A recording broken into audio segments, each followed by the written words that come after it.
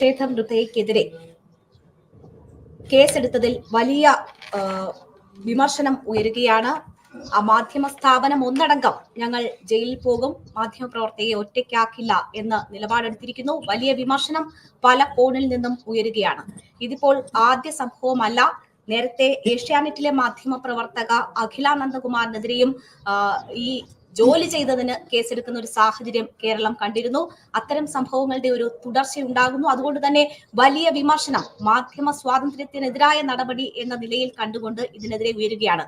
നമ്മൾ ഇന്ന് ഈ വിഷയമാണ് സംസാരിക്കുന്നത്. ഫ്ലെയിംസിൽ നമുക്കൊപ്പം അതിഥികൾ ചേരുന്നു. അഡ്വക്കേറ്റ് ജയശങ്കർ ഉണ്ട്, ശ്രീ മാധ്യമപ്രവർത്തകൻ ശ്രീ കെ എം ഷാജി ഉണ്ട്, KUWJ പ്രതിനിധിയെ നമ്മൾ പ്രതീക്ഷിക്കുകയാണ്. മറ്റതിഥികളും നമുക്കൊപ്പം ചേരും. ഇടത് സഹയാത്രികൻ ഉൾപ്പെടെയുള്ളവർ നമുക്കൊപ്പം ചേരും. ആദ്യം അഡ്വക്കേറ്റ് ജയശങ്കർ, നമ്മൾ എപ്പോഴും ഇത് കേരളമാണ്, ഇവിടെ മറ്റ് കടന്നുകയറ്റങ്ങൾ അനുവദിക്കില്ല, ഇവിടെ മാധ്യമ സ്വാതന്ത്ര്യത്തിന്റെ പച്ചപ്പുള്ള നാടാണ് എന്നൊക്കെ അഭിമാനിക്കുന്നവരാണ്. പക്ഷേ ഇതാ ഇത്തരം സംഭവങ്ങൾ തുടരെ തുടരെ റിപ്പോർട്ട് ചെയ്യുന്ന ഒരു നാടായി കേരളം മാറുകയാണ്. എങ്ങനെയാണ് ഇന്നത്തെ സംഭവത്തെ താങ്കൾ നോക്കിക്കാണുന്നത്? ഒരു സംഭവം എക്സ്ക്ലൂസീവായി ഒരു വിഷ്വൽ കിട്ടിയത് കൊണ്ടോ അത് റിപ്പോർട്ട് ചെയ്തത് കൊണ്ടോ ആ സംഭവം ചെയ്ത ആ കുറ്റം ചെയ്ത പ്രതികൾക്കെതിരെ ചുമത്തിയിരിക്കുന്ന അതേ വകുപ്പ് ഒരു മാധ്യമ പ്രവർത്തകയ്ക്കെതിരെ ചുമത്തിയിരിക്കുന്ന സാഹചര്യത്തെ താങ്കൾ എങ്ങനെ കാണും? ഇത് ഒരു കാരണവശാലും നീതീകരിക്കാനോ ന്യായീകരിക്കാനോ പറ്റാത്ത ഒരു സാഹചര്യമാണ്. ഞാൻ പറയാതെ തന്നെ അറിയാം.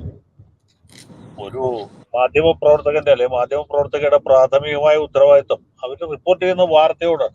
വാർത്തയിൽ എന്തെങ്കിലും കൃത്രിമം നടത്തുകയാണെങ്കിൽ മാത്രമേ അതിൽ എന്തെങ്കിലും തരത്തിലുള്ള നടപടിക്ക് സാധ്യതയുള്ളൂ, പ്രസക്തിയുള്ളൂ.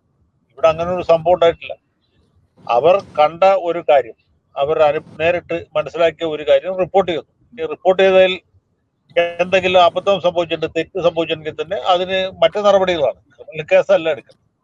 ഇവിടെ ചെരുപ്പറിഞ്ഞ പ്രതികൾ, ചെരുപ്പറിയുന്നത് തന്നെ അത്ര വലിയൊരു ക്രിമിനൽ കുറ്റമാണോ എന്ന് ചോദിച്ചാൽ അത് തന്നെ സംശയാസ്പദമാണ്.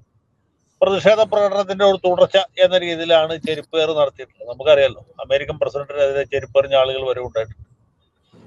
ഇന്ത്യയിൽ തന്നെ പ്രമുഖരായ പല രാഷ്ട്രീയ നേതാക്കൾക്കെതിരായിട്ട്, കേന്ദ്രമന്ത്രിമാർക്കെതിരെ ചെരുപ്പേറ് നടന്ന സംഭവം ഉണ്ടായിട്ട് ദൈനിക് ജാഗരൺ എന്ന പത്രത്തിന്റെ ലേഖകൻ ഒരു കേന്ദ്രമന്ത്രിക്ക് നേരെ ചെരുപ്പേറ് നടത്തിയ സംഭവം നമുക്കറിയാം. എന്നിട്ട് എന്ത് നടപടി ഉണ്ടായി എന്നുള്ളത് വേറെ ചോദ്യമാണ്. ആ പത്രലേഖന സ്ഥാപനത്തിൽ നിന്ന് പിരിച്ചു. അദ്ദേഹം മറ്റ് ജോലികൾ ചെയ്ത് ജീവിക്കുന്നു. അത് അദ്ദേഹം ചെയ്തത് ഒരു പ്രതിഷേധത്തിന്റെ ഭാഗമായിട്ടാണ്. ചെരുപ്പേറ് പോലും ഒരു പ്രതിഷേധമായിട്ട് കണക്കാക്കുന്ന ഒരു രാജ്യത്ത്, അല്ലെ അങ്ങനെ ഒരു സമൂഹത്തിൽ, പരിഷ്കൃത ജനാധിപത്യ സമൂഹത്തിൽ ചെരുപ്പ് എറിഞ്ഞതല്ല, ചെരുപ്പ് എറിഞ്ഞു എന്ന് റിപ്പോർട്ട് ചെയ്തതിന് മാധ്യമ പ്രവർത്തകരുടെ പേരിൽ കേസെടുക്കാന്ന് വെച്ചാൽ അതൊക്കെ കടന്ന കൈയാണ്. ഇത് ഭരണകൂടത്തിന്റെ ഭാഗത്തുനിന്നുള്ള ഒരു അത്യാചാരമാണ്, അതിക്രമമാണ്, ഒരു തരത്തിലും നീതീകരിക്കാൻ പറ്റാത്തതാണ്. നേരത്തെ ഏഷ്യാനെറ്റ് ലേഖയുടെ പേരിലുണ്ടായത് ഇതുപോലെ തന്നെയാണ്. അവിടെ ലേഖിക അവരുടെ ജോലിയുടെ ഭാഗമായിട്ട് ചെല്ലുന്നു ഒരു കോളേജ്, അവിടെ നടക്കുന്ന ഒരു സമരം റിപ്പോർട്ട് ചെയ്യുന്നു. അതിനിടയിൽ അവരുടെ ശ്രദ്ധയിൽപ്പെട്ട മറ്റൊരു കാര്യം കൂടി റിപ്പോർട്ട് ചെയ്യുന്നു. അത് അവർ മനഃപൂർവ്വമായിട്ട് ചെയ്തതല്ല. അതിൽ ബന്ധപ്പെട്ട ആ വിദ്യാർത്ഥി നേതാക്കൾ പറഞ്ഞ കാര്യം ലൈവ് ടെലികാസ്റ്റിൽ കടന്നു പോകുന്നു. അതിന് അവരെ കൂടി ഒരു കുറ്റക്കാരിയാക്കി, പ്രതിയാക്കി കേസ് ചാർജ് ചെയ്തു. പക്ഷെ കേസ് അടുത്ത ഘട്ടത്തിൽ അവർ ഒഴിവാക്കി. കാരണം പോലീസുകാർക്ക് പോലും അതിൽ ഒരു ചാർജ് നിലനിൽക്കില്ല എന്ന് മനസ്സിലായതുകൊണ്ട് ആ ലേഖിക തൽക്കാലത്തേക്ക് ഒഴിവാക്കി. പക്ഷെ ഇവിടെ അത് പോലീസിന്റെ ഭാഗത്തുള്ള ഒരു വീഴ്ച നമുക്ക് മനസ്സിലാക്കാം. പക്ഷെ ഈ ലേഖികയുടെ കാര്യത്തിൽ ഉണ്ടായ സംഭവം നമ്മളൊന്ന് ആലോചിച്ച് നോക്കും. അവരെ പ്രതിയാക്കണമെന്ന് പറഞ്ഞ് ഈ എതിർ വിദ്യാർത്ഥി സംഘടനയുടെ ഭാഗത്തുണ്ടായ വലിയ സമ്മർദ്ദം, അതുകൂടാതെ ഈ പെൺകുട്ടി അവിടെ പോലീസ് സ്റ്റേഷനിൽ മൊഴി നൽകാൻ പോയ ദിവസം ഇവിടെ ഈ സൈബർ ഗുണ്ടകൾ അവർക്കെതിരെ നടത്തിയ ആക്രമണം, ഏഷ്യാനെറ്റ് ലേഖിക ഇന്ന ആൾ പേരെടുത്ത് പറഞ്ഞിട്ട് അവർ പോലീസ് സ്റ്റേഷനിൽ ഹാജരാകുന്നു, അവരെ ഇന്ന് പൂട്ടും എന്ന രീതിയിലൊക്കെ നിരന്തരമായ സൈബർ ആക്രമണം ഇവിടെ നടത്തുന്നുണ്ട്. അതൊക്കെയാണ് നമുക്ക് ഒരു തരത്തിൽ അംഗീകരിക്കാൻ പറ്റാത്തത്. പോലീസുകാർ അവരുടെ വിവരം അല്ലെങ്കിൽ ഇവരുടെ പേര് പറഞ്ഞതുകൊണ്ട് ഇവരെ തൽക്കാല പ്രതി പട്ടികയിൽ ചേർക്കാൻ നിർബന്ധിതരായി. അടുത്ത ഘട്ടത്തിൽ ഇവർക്കെതിരെ തെളിവില്ല, ഇവരെ ഒരു തരത്തിലും ഇതുമായിട്ട് ബന്ധപ്പെടുത്താൻ പറ്റുകയില്ല. അവർ സംഗതി വശാൽ അവിടെ ചെന്നത് മാത്രമാണ്, അവർ ഇത് റിപ്പോർട്ട് ചെയ്യാനല്ല അവിടെ പോയത് എന്ന് ബോധ്യപ്പെട്ടപ്പോൾ ഒഴിവാക്കി. നമുക്ക് പോലീസുകാരെ അവരുടെ പെരുമാറ്റത്തെ മുഖവിലക്കെടുക്കാം, ഒരു പരിധി വരെ അവരെ ന്യായീകരിക്കാം. എങ്കിൽ പോലും ഇങ്ങനെ ഒരു പരിതസ്ഥിതി മുന്നിൽ കണ്ടുകൊണ്ട് ഈ ലേഖികയെ പല രീതിയിൽ എന്തൊക്കെ തരത്തിൽ അവരെ അവഹേളിക്കാം, ഏതൊക്കെ തരത്തിൽ ആക്ഷേപിക്കാം, ആ രീതിയിലെല്ലാം ആക്ഷേപിച്ചു. ഇത് ചെയ്തത് സംഘടിതമായ ഒരു രാഷ്ട്രീയ പാർട്ടിയും അവരുടെ മുഷ്ക് മുൻനിർത്തിക്കൊണ്ടുള്ള പ്രവൃത്തിയുമായിരുന്നു.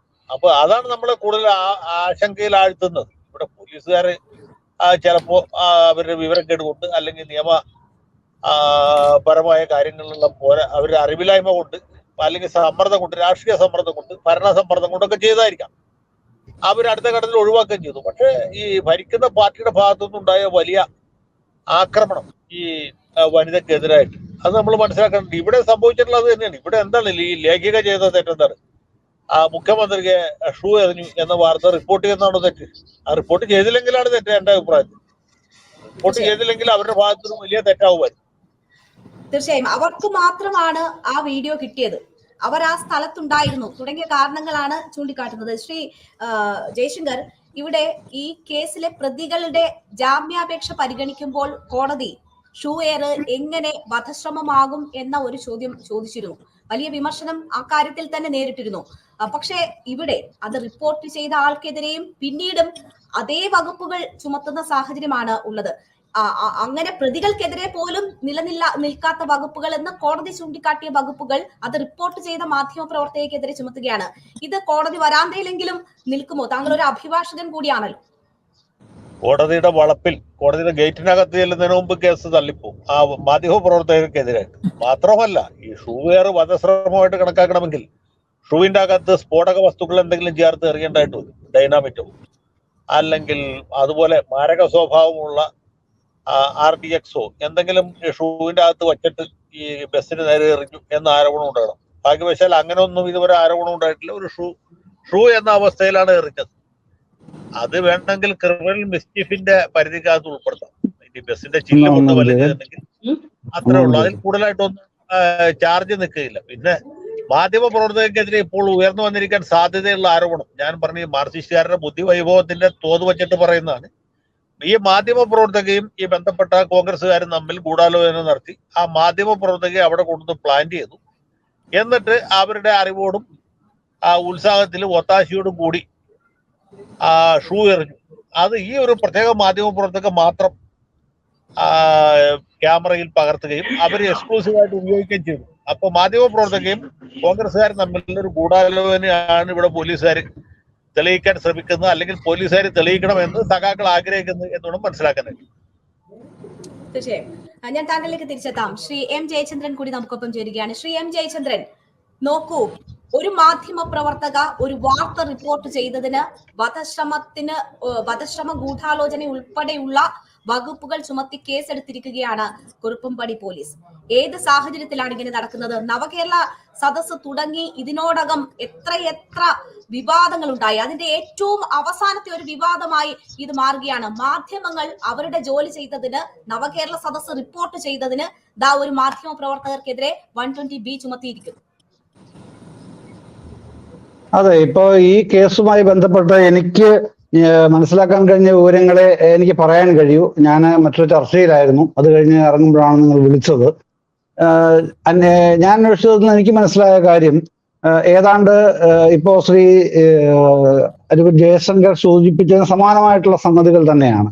കാരണം ഈ ഷൂവറിന് പിന്നാലെയാണ് കേരളത്തിൽ വ്യാപകമായി അതിക്രമങ്ങളുടെ ഭാഗത്തേക്ക് യൂത്ത് കോൺഗ്രസ് അല്ലെങ്കിൽ KSU ഒക്കെ വരുന്നതെന്നും അതിലെ ഈ ഷൂവർ എന്ന ഇൻസിഡന്റിന് വലിയ പ്രധാനപ്പെട്ട ഒരു പങ്കുണ്ട് എന്നുമാണ് പോലീസിന്റെ ഒരു നിഗമനം. അത് നിലവിൽ ഇപ്പോൾ ഒരു നിഗമനം മാത്രമായിട്ടാണല്ലോ നിൽക്കുന്നത്. ഷൂവർ നടന്നത് പെരുമ്പാവൂരിനും കോതമംഗലത്തിനും ഇടയിലാണ്.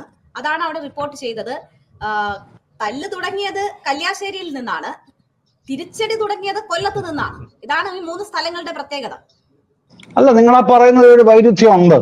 കാരണം കല്യാശ്ശേരിയിൽ തല്ല് തുടങ്ങിയെന്ന് പറയുമ്പോൾ അതുമായി ബന്ധപ്പെട്ട ആൾക്കാരെ അറസ്റ്റ് ചെയ്ത് അകത്തിട്ടിരുന്നല്ലോ.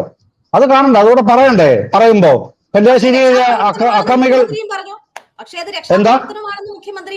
അതല്ല ഞാൻ പറഞ്ഞു. ഞാൻ മുഖ്യമന്ത്രി പറഞ്ഞതിനെ കുറിച്ചല്ല പറയുന്നത്. കല്യാശ്ശേരിയിൽ ചെയ്തു എന്ന് നിങ്ങൾ പറഞ്ഞ ആൾക്കാരെ അറസ്റ്റ് ചെയ്തില്ല പോലീസ്? ഇല്ലേ? അതിനുശേഷം പിന്നീട് അടുത്തൊരു ഇൻസിഡന്റ് അടുത്ത ജില്ലകളിലൊന്നും ഉണ്ടാകുന്നില്ല. പിന്നീട് ഉണ്ടാകുന്ന ഈ ഷുവറാണ് ഉണ്ടാകുന്ന അടുത്ത ഇൻസിഡന്റ്. നിരവധി ഇടങ്ങളിലുണ്ടായി ഏതാണ്ട് അവിടുന്ന് പറഞ്ഞോളൂ. അത് നിരവധി ഇടങ്ങളിൽ ഉണ്ടായി താങ്കൾക്ക് തെളിവുണ്ടെങ്കിൽ താങ്കൾ പറഞ്ഞോളൂ. ഞാൻ എന്റെ അറിവാണ് പറയുന്നത്. അതാണല്ലോ എന്നോട് ചോദിച്ച ചോദ്യം. ആ ചോദ്യത്തിനാണ് ഞാൻ മറുപടി പറയുന്നത്. ആയിക്കോട്ടെ, ഞാൻ എന്റെ അറിവാണ് പറയുന്നത്. നിങ്ങൾ എന്നോട് ചോദിക്കുന്നതിന് അത് ബാക്കിയൂടെ പറയണമെങ്കിൽ ഞാൻ പറയാം, ഇല്ലെങ്കിൽ ഇവിടെ വെച്ച് നിർത്താം. ഏത് വേണമെന്ന് താങ്കൾ തീരുമാനിച്ചാൽ മതി. എന്നാൽ പറയാം. അത് പിന്നെ ഈ പറയുന്ന നിങ്ങൾ ഈ പറഞ്ഞ ഷുഗറിനെ സംബന്ധിച്ച് അതിന് പിന്നാലെയാണ് വ്യാപകമായ ആക്രമണം നടന്നെന്നാണ് പോലീസ് അനുമാനിക്കുന്നത്. ഞാനത് പറഞ്ഞല്ലോ, അങ്ങനെയാണ് അവരുടെ അനുമാനം. അതുമായി ബന്ധപ്പെട്ട അന്വേഷണങ്ങൾ നടക്കുന്നുണ്ട്. അപ്പൊ അതിലൊരു ഗൂഢാലോചന ഉണ്ടായിരുന്നു. ആ ഗൂഢാലോചനയിൽ ഈ പറയുന്ന മാധ്യമപ്രവർത്തക പങ്കാളിയായിരുന്നു എന്ന് തന്നെയാണ് പോലീസിന്റെ നിഗമനത്തിൽ ഇപ്പോൾ നിൽക്കുന്നത്. അത് കോടതിക്കകത്ത് കയറുമോ, കോടതിക്കകത്ത് കയറി കഴിഞ്ഞാൽ ചീറ്റിപ്പോകുമോ എന്നുള്ളതൊന്നും എനിക്ക് പറയാൻ കഴിയില്ല. അത് പിന്നെ പ്രാക്ടീസിങ് ലോയർ ആയിട്ടുള്ള ശ്രീ അഡ്വക്കേറ്റ് ജയശങ്കർ തന്നെയാണ് അതിനകത്ത് പറയാൻ ഏറ്റവും നല്ല ആൾ. അദ്ദേഹം പറയുകയും ചെയ്തിട്ടുണ്ട് അക്കാര്യത്തിൽ അത് നിലനിൽക്കില്ല എന്നുള്ളത്. ആകട്ടെ, പക്ഷെ ഇപ്പോഴത്തെ കാര്യത്തിനെ കുറിച്ച് മാത്രമേ ഞാൻ പറയുന്നുള്ളൂ. അതാണ് എന്റെ അറിവ്. ആ അറിവ് വെച്ചാണ് ഞാൻ ഇപ്പൊ ഇവിടെ പ്രതികരിക്കുന്നത്. ശ്രീ ജയചന്ദ്രൻ, ഇതിപ്പോൾ നോക്കൂ, നമ്മൾ മാധ്യമ സ്വാതന്ത്ര്യത്തെ കുറിച്ച് പറയുമല്ലോ. ഒരു മാധ്യമ പ്രവർത്തക ഒരു സംഭവം നടക്കുമ്പോൾ അവിടെ ഉണ്ടായി, അത് റിപ്പോർട്ട് ചെയ്യുന്നു എന്നത് എങ്ങനെ ഗൂഢാലോചനയിൽ പ്രതിയാക്കാൻ പര്യാപ്തമായ ഒരു തെളിവായി പോലീസ് കാണുന്നു? നമ്മളുടെ പോലീസ്, കേരള പോലീസ് എന്ന് പറയുന്നത് സാധാരണ പോലീസ് അല്ലല്ലോ. അവർക്ക് പല കുറ്റാന്വേഷണത്തിലുമൊക്കെ ഉള്ള പല പൊൻതൂവലുകൾ നമ്മൾ ചാർത്തി കൊടുത്തിട്ടുണ്ട്. അങ്ങനെയുള്ള ഒരു പോലീസ് സംവിധാനം എങ്ങനെയാണ് ഒരു മാധ്യമ പ്രവർത്തക ഒരു കാര്യം റിപ്പോർട്ട് ചെയ്യുന്നതിനെ അതിന്റെ ഗൂഢാലോചനയിൽ പങ്കാളിയാക്കാനുള്ള തെളിവായി മാറുന്നത്? പിന്നെ നമ്മൾ മാധ്യമ സ്വാതന്ത്ര്യത്തെ കുറിച്ച് പറയുന്നതാണ്. ഈ സംഭവം കേരളത്തിന് പുറത്തെവിടെയെങ്കിലും ആയിരുന്നുവെങ്കിൽ ഈ പറയുന്ന ന്യായീകരണങ്ങൾ നമ്മൾ കേൾക്കുമോ? അല്ല, ഇത് ചോദ്യം എന്നോടാണോ അദ്ദേഹത്തിനോടാണോ, ആരോടാണ്?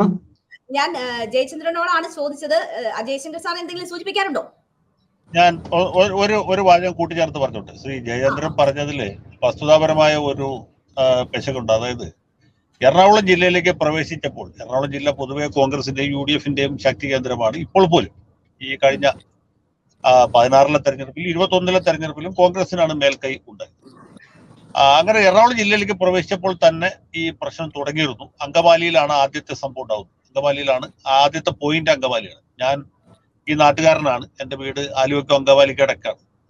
പ്രാദേശികമായിട്ടുള്ള അറിവൂട് വെച്ചിട്ട് പറയാം. എറണാകുളം ജില്ലയിലെ വിവിധ കേന്ദ്രങ്ങളിൽ ഇതുപോലെ കരിങ്കൊടി പ്രകടനം ഉണ്ടായി. ഈ കോൺഗ്രസ് പ്രവർത്തകരും പോലീസും തമ്മിൽ കശപീശയും ഉണ്ടായി.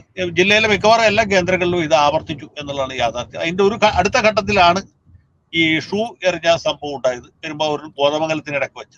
ഇനി രണ്ടാമത്തെ പ്രശ്നം, കേരളത്തിന് പുറത്ത് എന്ത് സംഭവിക്കില്ല, ഇവിടെയുള്ള ആളുകൾ എങ്ങനെ പ്രതികരിക്കുമായിരുന്നു എന്നുള്ള വേറെ ചോദ്യമാണ്. പക്ഷെ ഈ കേസിൽ നമ്മൾ മനസ്സിലാക്കേണ്ട ഒരു കാര്യം, മാധ്യമ പ്രവർത്തകർ അവിടെ ഉണ്ടായിരുന്നു, അവർ ആ വാർത്ത റിപ്പോർട്ട് ചെയ്തു. അതിലുപരിയായിട്ട് അവർക്ക് ഇതിൽ എന്തെങ്കിലും താല്പര്യമുണ്ടോ, അവർ ഇതിലൊരു ഭാഗഭാഗിത്വം വഹിച്ചിട്ടുണ്ടോ, അവർ ഈ ഷൂ എറിയുന്നതിൽ ഗൂഢാലോചനയിൽ പങ്കെടുത്തിട്ടുണ്ടോ എന്നുള്ളതൊക്കെ വളരെ സാങ്കല്പികമായ ചോദ്യങ്ങളാണ്. നമുക്കറിയാലോ, മാധ്യമ പ്രവർത്തകർ അവിടെ ഉള്ളവർക്കാണ് ഈ ദൃശ്യങ്ങൾ കിട്ടുക, അവർക്കാണ് റിപ്പോർട്ട് ചെയ്യാൻ കഴിയുക. സത്യത്തിൽ അത് ഒരു പോസിറ്റീവായിട്ടുള്ള കാര്യമാണ്.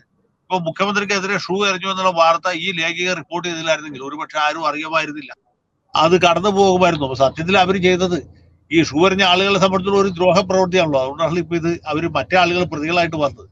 അപ്പൊ ഇങ്ങനെയൊക്കെയുള്ള പല ഘടകങ്ങളുണ്ട്. പിന്നെ പോലീസുകാരെ സംബന്ധിച്ചോളം പറഞ്ഞാൽ കേരള പോലീസ് ഒട്ടും മോശപ്പെട്ട ആൾക്കാരൊന്നുമല്ല. ഇപ്പോൾ നല്ല വിവരവും വിദ്യാഭ്യാസമുള്ള ചെറുപ്പക്കാരാണ് പോലീസിൽ ചേരുന്നത്. ഓഫീസർമാരാണെങ്കിലും ശരിയാണ്, കോൺസ്റ്റബിൾമാരാണെങ്കിലും ശരിയാണ്. പിന്നെ ഒരു കാര്യം, വലിയ തോതിൽ രാഷ്ട്രീയ സമ്മർദ്ദം പോലീസിന്റെ മേലുണ്ട്. പല കേസുകളിലും അനാവശ്യമായിട്ട് അതിന് രാഷ്ട്രീയ പ്രാധാന്യം നൽകുകയും അതിന്റെ ഫലമായിട്ട് പ്രതിസ്ഥാനത്ത് നിൽക്കുന്ന ആളുകൾ വലിയ തോതിലുള്ള സമ്മർദ്ദത്തിനും ഭീഷണിക്കും ഇരയാവുകയും ചെയ്യുന്നുണ്ടെന്നുള്ളതാണ്. ഇപ്പൊ ഷാജൻ സ്കറിയ എന്ന് പറഞ്ഞ ആൾക്കെതിരെ വന്ന കേസുകളല്ലോ, ഇയാളുടെ പേരിൽ ഞാൻ പറഞ്ഞ പുള്ളിയുടെ പത്രപ്രവർത്തന അനുഭവമാണോ അനുകരണീയമാണോ എന്നുള്ളതൊക്കെ വേറെ ചോദ്യമാണ്. ഒരേ കുറ്റത്തിന് ഒരേ ഒരു ആരോപണത്തിന്റെ പേരിൽ ഇയാളുടെ പേരിൽ 6-7 പോലീസ് സ്റ്റേഷനിൽ ചാർജ് നിൽക്കുകയാണ്. അത് ഓരോ സ്റ്റേഷനിൽ ചെല്ലുമ്പോഴും അതിന് കുറ്റത്തിന്റെ ഗൗരവം കൂടി വരികയാണ്. ഒരു കേസിൽ അയാൾക്ക് തിരുവനന്തപുരത്ത് നിന്ന് ജാമ്യം കിട്ടുന്നു, എറണാകുളത്ത് നിന്ന് ജാമ്യം കിട്ടുന്നു. അതേ കുറ്റത്തിന് മൂന്നാമതൊരാൾ പരാതി കൊടുക്കുമ്പോൾ ആ സൈബർ ലോയിലെ വ്യവസ്ഥകൾ കൂടി ചേർത്തിട്ട് പുതിയ കുറ്റപത്രം കൊടുക്കുന്നു, രാജ്യത്തിനെതിരെ കലാപം ചെയ്തു എന്നുള്ള ആരോപണം വരുന്നു. ഇതൊക്കെ എങ്ങനെ സംഭവിക്കുന്നു? ഒരു കുറ്റത്തിന്റെ പേരിൽ ഒരാൾക്ക് പേര് ഒരു കേസല്ലേ നിൽക്കുള്ളൂ. ഇന്ത്യൻ പീനൽ കോഡ് അനുസരിച്ച് അത്രേ പറ്റുള്ളൂ. പക്ഷെ ഓരോ സ്റ്റേഷനിലും ഇതേ ചാർജ് തന്നെ എടുക്കുകയും ഓരോ സ്ഥലത്തും ഇയാളെ വിളിച്ചു വരുത്തി ബുദ്ധിമുട്ടിക്കുകയും ചെയ്തുകൊണ്ടിരിക്കുകയാണ്. അതുപോലെയാണ് ഇപ്പൊ അഖില നന്ദകുമാറിന്റെ കാര്യത്തിൽ നമ്മൾ കണ്ടത്. ആ സ്ഥലത്ത് മഹാരാജാസ് കോളേജിൽ അവിടെ ചെന്നു റിപ്പോർട്ട് ചെയ്യുമ്പോൾ അവരുടെ ശ്രദ്ധയിൽപ്പെട്ടൊരു കാര്യം, അത് ആ പറഞ്ഞ കൂട്ടത്തിൽ അതും റിപ്പോർട്ടിന്റെ ഭാഗമായിട്ട് പോകുന്നു. അതിന്റെ പേരിൽ ലേഖിക എങ്ങനെ പ്രതിയാക്കാൻ പറ്റും? മഹാരാജാസ് കോളേജിൽ തോറ്റ വിദ്യാർത്ഥി ജയിച്ചതായിട്ട് സർട്ടിഫിക്കറ്റ് കൊടുത്തതിന് ഏഷ്യാനെറ്റ് ലേഖികയ്ക്ക് എന്തെങ്കിലും പങ്കുണ്ടോ? അവർ ഇതുമായിട്ട് ഏതെങ്കിലും തരത്തിൽ ബന്ധപ്പെട്ട ആളാണോ? അല്ലല്ലോ. അത് കോളേജിലെ പ്രിൻസിപ്പളും അവിടുത്തെ അക്കാഡമിക് ഡീനും അല്ലെങ്കിൽ വകുപ്പ് അധ്യക്ഷനും ഒക്കെ ബന്ധപ്പെട്ട കാര്യം മാത്രമാണ്. ഈ പാർക്ക് ഇഷ്യൂ ഉണ്ടാക്കുന്നതിൽ ഏഷ്യാനെറ്റ് ലേഖികയ്ക്ക് എന്തെങ്കിലും പങ്കുണ്ടോ? ഒരു KSU പ്രവർത്തകൻ പല ആരോപണങ്ങൾ ഉന്നയിക്കുന്ന കൂട്ടത്തിൽ ഇതും പറയുന്നു. അത് എയറിൽ പോകുന്നു. കൂടിക്കഴിഞ്ഞാൽ ആ SFI നേതാവിന് ഈ ഏഷ്യാനെറ്റ് ചാനലിനും ലേഖികയ്ക്കും ഈ പറഞ്ഞ KSUക്കാരനും എതിരെ മാനനഷ്ട കേസ് കൊടുക്കുക. സിവിൽ കേസേ നിൽക്കുള്ളൂ. അതിന് പകരം ക്രിമിനൽ കേസ് എടുക്കുന്നു ഗൂഢാലോചനയ്ക്ക്. എന്നും ആലോചിച്ച് നോക്കും. ഇതൊക്കെ എവിടെയെങ്കിലും കേട്ടിട്ടുണ്ടോ? ഇത് പോലീസുകാർ മനഃപൂർവ്വമായിട്ട് ചെയ്യുന്നതല്ല, അവരുടെ മേൽ വലിയ സമ്മർദ്ദം ഉണ്ടായിട്ട് ചെയ്യുന്നതാണ്.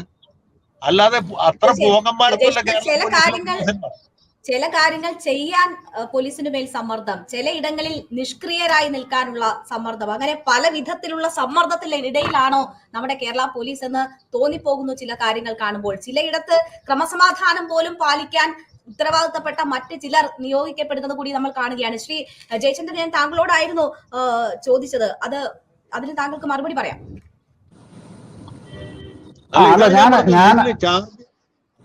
അതല്ല, അദ്ദേഹം പറഞ്ഞു കഴിഞ്ഞില്ല എന്ന് തോന്നുന്നു. അല്ല, ഞാൻ പറഞ്ഞു കഴിഞ്ഞു. അല്ല, പിന്നെ ഇത് ഈ 1989 മുതൽ മാധ്യമപ്രവർത്തനം നടത്തുന്ന ഒരു വ്യക്തിയാണ് ഞാൻ ഇപ്പോഴും. ഏതാണ്ട് 1/2 ഡസനിലേറെ കേസുകളിൽ പിന്നെ ആക്കപ്പെടുകയും ഒക്കെ ചെയ്തിട്ടുണ്ട്. അതൊക്കെ സ്വാഭാവികമായിട്ട് കണ്ടിട്ടുള്ളൂ. അതൊന്നും ഒരു പുതുമയുള്ള കാര്യമായിട്ട് ആരും കണ്ടിട്ടുമില്ല. ഇപ്പോ വക്കീലന്മാർക്കറിയാം, അഡ്വക്കേറ്റ് ജയശങ്കറിന് കൃത്യമായിട്ട് അറിയാം, ഈ സാധാരണഗതിയിൽ പോലീസ് ഒരു കേസ് ചാർജ് ചെയ്യുമ്പോൾ പോലീസ് ഭാഷയിലെ കുറ്റച്ചാർജ് എന്ന് പറയും. കുറ്റച്ചാർജ് പിന്നെ ഉൾപ്പെടുത്തി പ്രതിയാക്കും. പക്ഷെ പിന്നീട് കോടതി ചെന്ന് കഴിയുമ്പോൾ ഞങ്ങള് ഈ ആളിനെ പറ്റി ഇന്നയാളിനെ പറ്റി അന്വേഷിച്ച കാര്യത്തില് വേണ്ടത്ര വ്യക്തതയില്ല, തെളിവില്ലാത്തതിനാൽ അദ്ദേഹത്തെ അതിൽ നിന്ന് ഒഴിവാക്കാവുന്നതാണ് എന്ന് പറഞ്ഞ് കുറ്റച്ചാർജ് പെടുത്തപ്പെടുന്ന പ്രതിപട്ടികയിൽ വരുന്ന ആള് കോടതി ചെന്ന് കഴിയുമ്പോൾ സ്വാഭാവികമായും ഊരിപ്പോരുന്ന സ്ഥിതിയുണ്ട്. ഞാൻ ഊരിപ്പോന്നിട്ടുള്ള ആളായതുകൊണ്ട് അനുഭവം ഉള്ളതുകൊണ്ടും കൂടെ അങ്ങനെ പറയുന്നത് കേട്ടോ. ഉണ്ട്. അത് വേറൊരു കാര്യം. ഇപ്പൊ ഇവിടെ ഇങ്ങനെ സംഭവിച്ചിട്ടുണ്ടോ? കേരളത്തിൽ മറ്റ് സ്റ്റേറ്റുകൾ സംഭവിച്ചാൽ എങ്ങനെയായിരിക്കും താങ്കൾ ചോദിച്ചല്ലോ.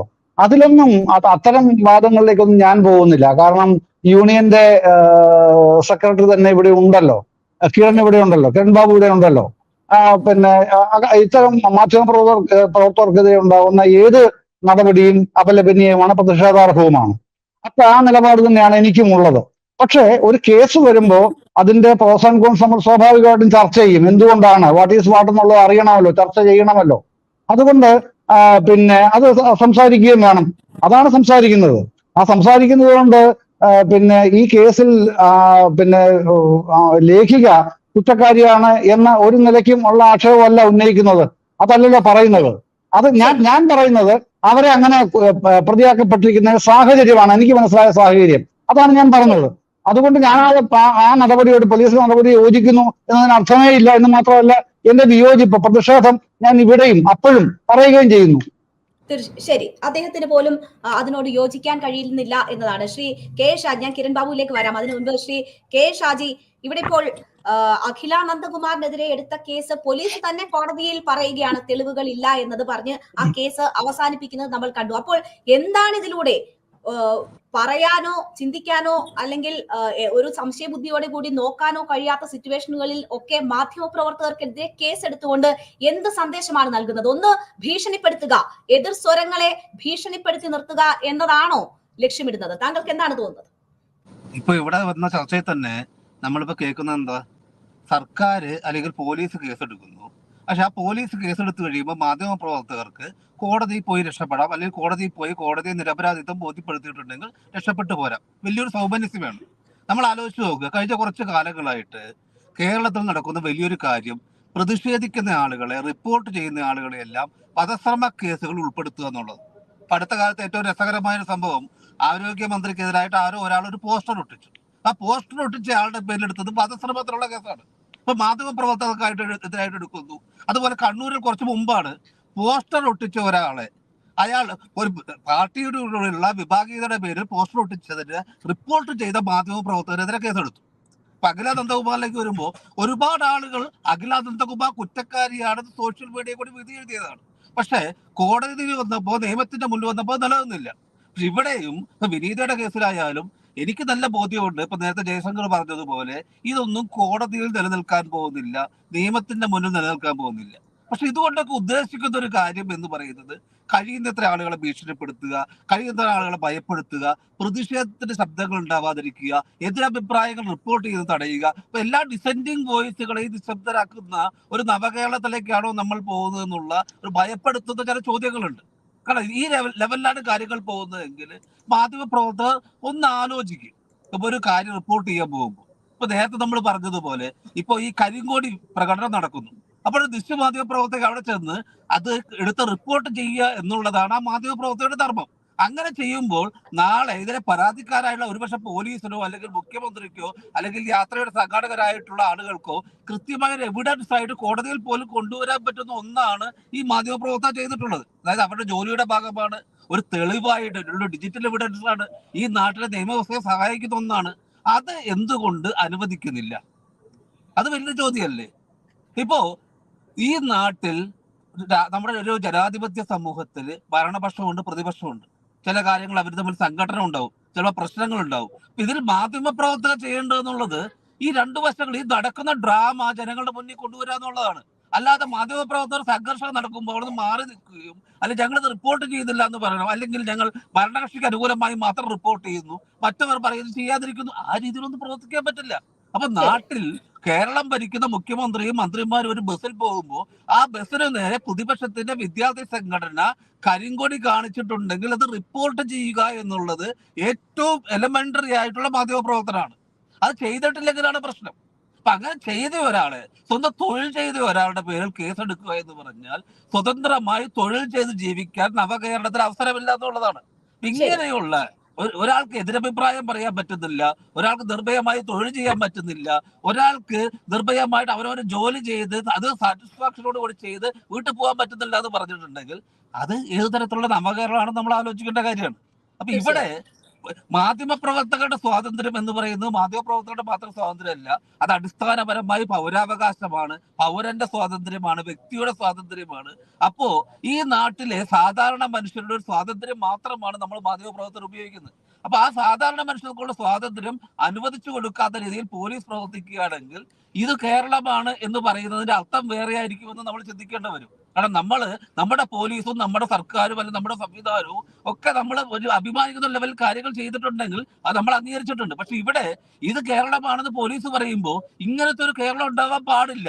കാരണം ഒരു കരിങ്കൊടി വീശിയ ഒരു സംഭവം റിപ്പോർട്ട് ചെയ്ത ഒരു മാധ്യമപ്രവർത്തകരുടെ പേരിലല്ല കേസ് വരേണ്ടത്. കരിങ്കൊടി വീശിയിട്ടുണ്ടെങ്കിൽ നിയമം അർഹിക്കുന്ന രീതിയിൽ അത് വീശിയ ആളുകളുടെ പേരിൽ കേസെടുക്കണം. ഗൂഢാലോചന നടന്നിട്ടുണ്ടെങ്കിൽ അങ്ങനെ ഗൂഢാലോചന നടത്തിയവരുടെ പേരിൽ കേസെടുക്കണം. അല്ലാതെ ഒരു മാധ്യമപ്രവർത്തകർക്ക് നേരെ അല്ല കേസെടുക്കേണ്ടത്. തീർച്ചയായും. ശ്രീ എം ജയചന്ദ്രൻ, ഇവിടെ ഇപ്പോൾ നോക്കൂ, വിഷ്വൽ എടുത്തുകൊള്ളൂ എന്ന് ക്യാമറമാനോട് പറഞ്ഞത് ഷൂ എറിഞ്ഞുകൊള്ളൂ എന്നാക്കിക്കൊണ്ട് വ്യാജ പ്രചരണം നടത്തി സമൂഹ മാധ്യമത്തിൽ അങ്ങേയറ്റം മോശമായി ചിത്രീകരിച്ചുകൊണ്ട് ഏതൊക്കെ തരത്തിൽ അപമാനിക്കാമോ അതൊക്കെ ചെയ്തുകൊണ്ടുള്ള വലിയ രീതിയിലുള്ള സൈബർ അറ്റാക്ക് തന്നെ ആ മാധ്യമ പ്രവർത്തകർ നേരിടേണ്ടി വന്നു. ഇത് ആ മാധ്യമ പ്രവർത്തകരുടെ മാത്രം അനുഭവമല്ല. എതിര് പറയുന്ന, റിപ്പോർട്ട് ചെയ്യുന്ന, ജോലിയുടെ ഭാഗമായി അത് പറയേണ്ടി വരുന്ന മാധ്യമ പ്രവർത്തകർ എല്ലാം അനുഭവിക്കുന്നതാണ്. അത് ആ മാധ്യമ പ്രവർത്തകർ സ്ത്രീകളാണെങ്കിൽ ആ ആക്രമണത്തിന്റെ ശൈലി വേറെയാണ്, ഭാഷ വേറെയാണ്. സമൂഹ മാധ്യമത്തിലും നാട്ടിലും അവർക്ക് പുറത്തിറങ്ങി നടക്കാൻ പറ്റാത്ത തരത്തിലുള്ള അപവാദ പ്രചരണങ്ങളാണ്. ഇതിനെയൊക്കെ സപ്പോർട്ട് ചെയ്യുന്ന രീതിയിലാണ് നേതാക്കന്മാർ ഉൾപ്പെടെയുള്ളവർ സ്വീകരിക്കുന്ന സമീപനങ്ങളും. ഇവിടെ ഇപ്പോൾ ഇങ്ങനെ ഒരു സംഭവത്തിൽ വിഷ്വൽ എടുത്തോളൂ എന്ന് പറഞ്ഞത് ഷൂ എറിഞ്ഞുകൊള്ളൂ എന്നതാക്കി ഇപ്പോൾ അവരുടെ സാന്നിധ്യം പോലും അതിനുള്ള തെളിവാക്കി മാറ്റി പ്രതികൾക്കെതിരെ എടുത്ത അതേ വകുപ്പുകൾ ചുമത്തി കേസെടുത്തിരിക്കുകയാണ്.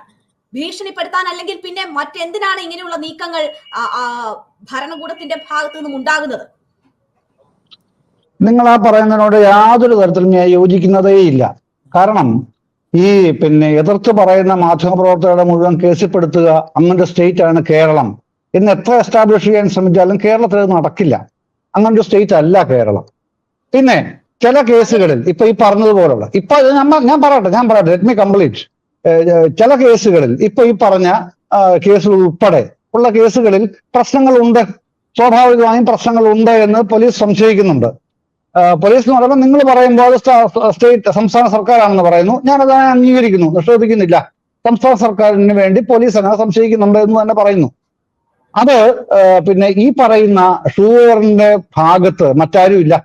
മാധ്യമപ്രവർത്തകരുടെ വലിയൊരു നിരയുള്ള ജില്ലയാണല്ലോ എറണാകുളം ജില്ല. മറ്റാരും ഇല്ല, ഒരാളെ ഉള്ളൂ. ഒരാളെ മാത്രം പ്ലാൻ ചെയ്ത് നിർത്തിയ പോലെയാണ് അവിടെ നിൽക്കുന്നതും അതൊരു അജണ്ടയുടെ ഭാഗമാണ് എന്നാണ് പോലീസ് കരുതുന്നത്. അതാണ് അവർ അനുമാനം എന്ന് ആദ്യമേ പറഞ്ഞല്ലോ. ആ നിലയ്ക്കാണ് അന്വേഷണങ്ങൾ മുമ്പോട്ട് പോകുന്നതും. അത് അങ്ങനെയല്ല എന്നുണ്ടെങ്കിൽ അതാണ് ഞാൻ മുമ്പേ പറഞ്ഞത്. കുറ്റച്ചാർജിൽ ആദ്യം വരും, പിന്നീട് അത് ഇല്ലാതാകും. അത് വാദിച്ചില്ലാതാക്കുന്നതല്ല, പോലീസിന്റെ തുടരന്വേഷണത്തിലാണ് അത് ഇല്ലാതാകുന്നത്. അങ്ങനെ അതിൽ ഉൾപ്പെടുത്തി പിന്നീട് അവരുടെ നിരപരാധിത്വം തെളിയിച്ച് അങ്ങനെ രക്ഷപ്പെടേണ്ടവരാണോ മാധ്യമ പ്രവർത്തകർ? അവർക്ക് ഇത് രക്ഷപ്പെടേണ്ട പ്രശ്നം ആരാണെന്ന് നിങ്ങളോട് പറഞ്ഞത്? ഇത് ഞാൻ പറഞ്ഞില്ലേ, ഞാൻ പറയട്ടെ ഞാന് ഒരു കാര്യം പറയാൻ ശ്രമിക്കുമ്പോഴേക്ക് അത് മുഴുവനാക്കാൻ സമ്മതിക്കാതെ ഇടയ്ക്ക് തിരികെ കയറി ചോദിച്ചാലൊന്നും ചെയ്യാൻ കഴിയില്ല. അതാദ്യം മനസ്സിലാക്കൂ ദയവായി. താങ്കൾ നേരത്തെയും അത് പറഞ്ഞു, നിരപരാധിത്വം തെളിയിക്കാനാകും. അതെ, സത്യസന്ധമായി ജോലി ചെയ്ത ഒരു മാധ്യമ പ്രവർത്തകനെ, അതെ എന്റെ അഭിപ്രായം എനിക്ക് പറയണ്ടേ. സംവിധാനത്തിന് മുന്നിൽ അവർക്ക് സത്യം തെളിയിക്കാൻ ഇതൊക്കെ അറിയാം. ഈ നീതിന്യായ സംവിധാനത്തെ കുറിച്ചൊക്കെ ധാരണയുള്ള സാധാരണ പൗരനാണ് ഞാനും, അതുകൊണ്ട് മനസ്സിലാക്കൂ. അങ്ങനെയാണോ മാധ്യമങ്ങളോടുള്ള സമീപനം സ്വീകരിക്കേണ്ടത്? മാധ്യമങ്ങളോടെന്ന് മാത്രമല്ല, ഒരു നിരപരാധിയെ സംബന്ധിച്ച്, ഒരു വ്യക്തിയെ സംബന്ധിച്ച്, പൗരനെ സംബന്ധിച്ച് അങ്ങനെയുള്ള അതാരാണെന്ന് പറയുന്നത്? അതാരാണ് പറയുന്നത്? നിരപരാധിയാണെന്ന് എങ്ങനെയാണ് മുൻകൂട്ടി നിങ്ങൾ തീരുമാനിക്കുന്നത്? ഒരാൾ നിരപരാധിയാണ്, ജോലി മാത്രമാണ് ചെയ്തതെന്ന് അറിയാമല്ലോ. എന്നാൽ പിന്നെ മാധ്യമ സ്വാതന്ത്ര്യം എന്നത് എന്താണ്? ഇങ്ങനെയുള്ള ചോദ്യങ്ങൾ. മാധ്യമ സ്വാതന്ത്ര്യം വേറെ, ഇത്തരം കേസുകൾ വേറെ. അങ്ങനെ ക്ലബ് ചെയ്യേണ്ട കാര്യമൊന്നുമില്ല. ഞാൻ താങ്കളിലേക്ക് തിരിച്ചെത്താം. ശ്രീ ആർ കിരൺ ബാബു, ഇവിടെ ഇപ്പോൾ ഇടത് സഹയാത്രികനായ എം ജയചന്ദ്രൻ പറഞ്ഞത് താങ്കൾ കേട്ടല്ലോ. കുറ്റം ചെയ്തിട്ടില്ലെങ്കിൽ മാധ്യമ പ്രവർത്തകർക്ക് വിഷമിക്കേണ്ട, കേസിൽ നിന്ന് ഊരി വരാമെന്നാണ് പറഞ്ഞത്. അങ്ങനെ ഓരോ മാധ്യമ പ്രവർത്തകനും അവരുടെ നിരപരാധിത്വം തെളിയിക്കേണ്ടുന്ന ഒരു സാഹചര്യത്തിലേക്ക് എത്തുമോ? ഇവിടെ ഇപ്പോൾ 160 ആണ് മാധ്യമ സ്വാതന്ത്ര്യത്തിൽ ഇന്ത്യയുടെ റാങ്ക് എന്നത് നമുക്കറിയാം. രാജ്യത്തെ സംബന്ധിച്ച് നോക്കുകയാണെങ്കിൽ അതിൽ കേരളത്തിന്റെ കോൺട്രിബ്യൂഷൻ ഇങ്ങനെ ഓരോ സംഭവങ്ങളായി കൂടി വരികയാണ്. എങ്ങനെയാണ് KUWJ സെക്രട്ടറി ഇതിനെ നോക്കിക്കാണുന്നത്?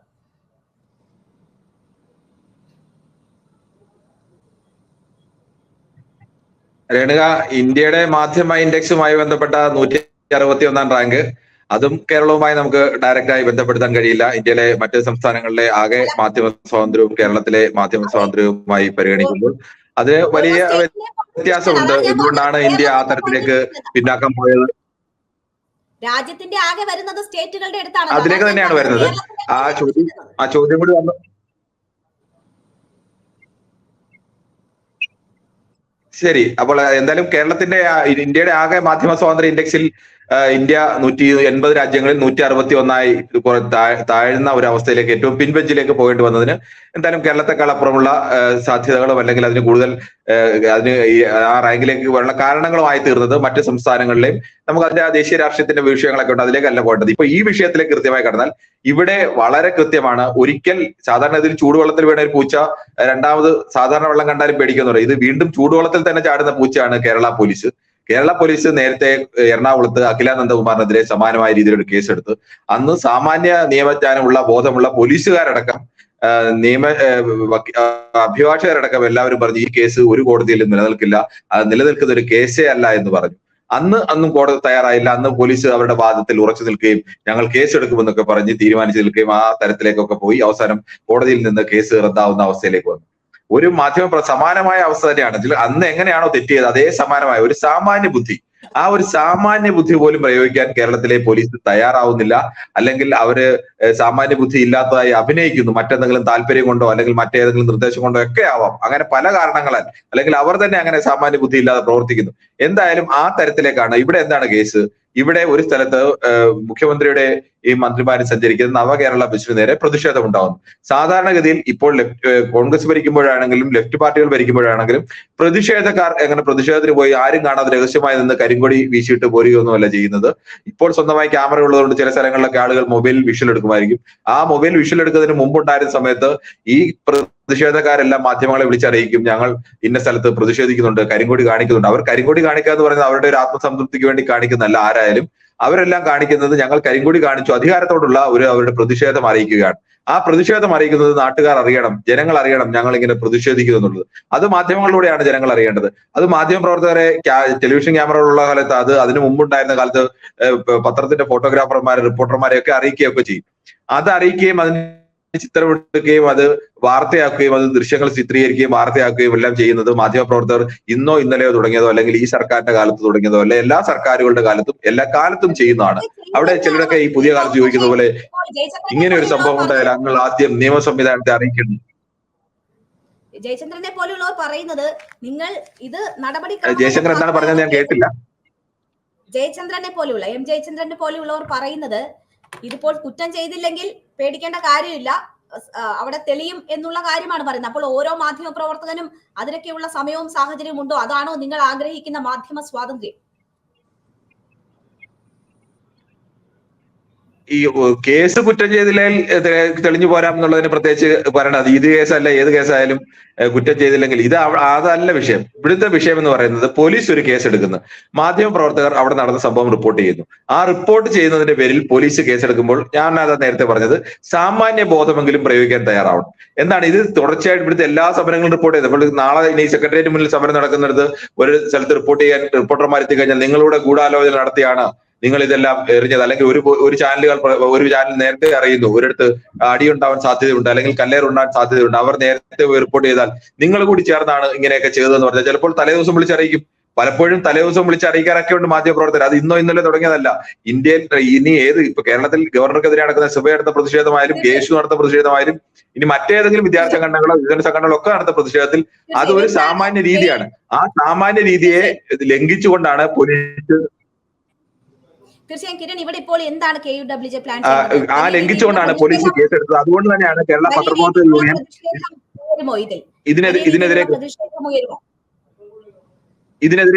ഇതിനെതിരെയുള്ള ശക്തമായ പ്രതിഷേധം പത്രപ്രവർത്തക യൂണിയൻ അറിയിച്ചിട്ടുണ്ട്. ഇത് അപലപനീയമായ ഒരു നടപടിയാണ്, തികച്ചും പ്രതിഷേധാർഹമായ ഒരു നടപടിയാണ്.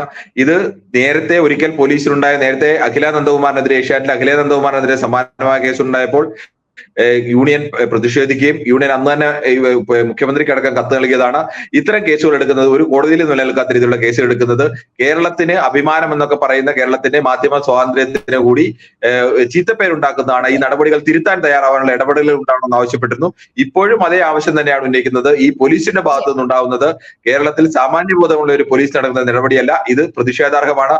ഇത് തിരുത്തപ്പെടണം, അല്ലെങ്കിൽ തിരുത്തപ്പെടാനുള്ള നടപടി ഉണ്ടാവണം എന്ന് തന്നെയാണ് യൂണിയന്റെ ആവശ്യം. ശരി, ശ്രീ കെ ഷാജി ഇവിടെ ഇപ്പോൾ നോക്കൂ,